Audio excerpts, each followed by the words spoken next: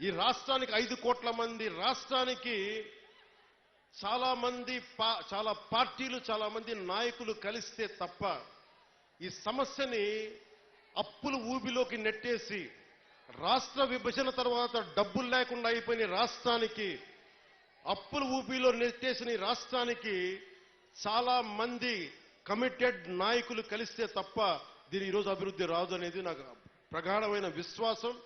ఆ విశ్వాసం ఆ నమ్మకం చాలా పదే పదే చెప్తాం. మనకి వర్మ గారు కూడా ఉన్నారు. తెలుగుదేశం అధినాయకులు శ్రీ గౌరవ ముఖ్యమంత్రి శ్రీ నారా చంద్రబాబు నాయుడు గారు ఆయన అపారమైన అనుభవం ఎందుకు కావాలని అడిగానంటే, మొదటి తారీఖు పెన్షన్లు రావాలి అంటే రాష్ట్ర ఆర్థిక లావాదేవీల్ని ఆయన అర్థం చేసుకున్నంత నేను కూడా అర్థం చేసుకోలేను. ఆయన సమర్థత కావాలి, ఆయన అనుభవం కావాలి.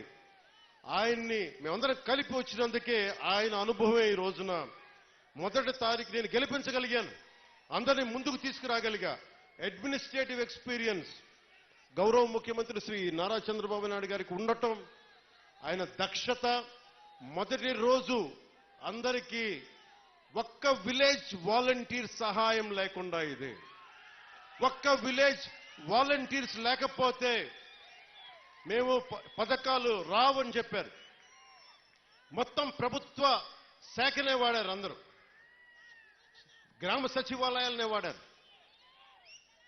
ఒక్కొక్క సచివాలయం నుంచి 10 మంది, మొత్తం తూర్పుగోదావరి జిల్లా కాకినాడ జిల్లా నుంచి దాదాపు ఉన్న అన్ని సచివాలయం కొన్ని వేలాది మందిని కదిలించి ఒక్క పొద్దున 6 గంటలకు మొదలు పెడితే సాయంత్రం అయిపోయింది, మిగిలిన నెక్స్ట్ డే ఇచ్చేశారు. ఇలాంటి అనుభవం కావాలి. నా దగ్గరే ఉంది, చంద్రబాబు గారి దగ్గర అపారమైన అనుభవం ఉంది. నేను మనుషుల్ని కదపగలను, కలపగలను. అది ఒక అన్యాయం జరిగితే నేను గొంతెత్తి మీ పక్షాన పోరాటం చేయగలను. నేను నేర్చుకుంటాను ఈ రోజున. మొన్న పంచాయతీరాజ్ శాఖ వ్యవస్థ గురించి ఫైల్స్ చదువుతా ఉంటే ఒకటే అనిపించింది. శుభ్రంగా చిన్నప్పుడు డిగ్రీ పోస్ట్ గ్రాడ్యుయేషన్ చేసి చదివే తప్పుండేది కాదు అనుకున్నాను. అన్ని ఫైల్స్ చదువుతున్నాను రోజుకి. ఎప్పుడు నేను అకౌంట్స్ చూడాలి, నా పర్సనల్ అకౌంట్స్, మీ పబ్లిక్ అకౌంట్స్ కోసం నేను చూస్తా ఉన్నా. మీకు రోడ్లు కానీ మాకు కొద్దిగా సమయం ఇవ్వండి. మీకు సింపుల్గా చెప్తున్నాను, మనకి 54 పంచాయతీలు కదా, మనకి 53 మన పిఠాపురంలోనే 54 పంచాయతీలు. 54 పంచాయతీలకి ఈ రోజున సమస్య నిధులు లేవు.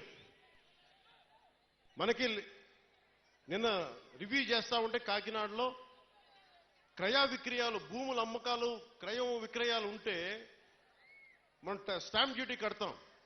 ఒక ఉదాహరణకు 1000 రూపాయలు స్టాంప్ డ్యూటీ కడితే దానికి కనీసం 2% దాంట్లో డబ్బులు మనకు రావాలి, పంచాయతీలకు రావాలి. పంచాయతీలకు డబ్బులు మన స్టేట్కి వెళ్తున్నాయి కానీ అక్కడి నుంచి రావట్లా. అందుకే పంచాయతీలో నిధులు మనకి కుళాయికి ఏదైనా కావాలన్నా నిధులు లేవు. ఏ మూల చూసినా నిధుల్ని అడ్డగోలుగా దారి మళ్లించేశారు.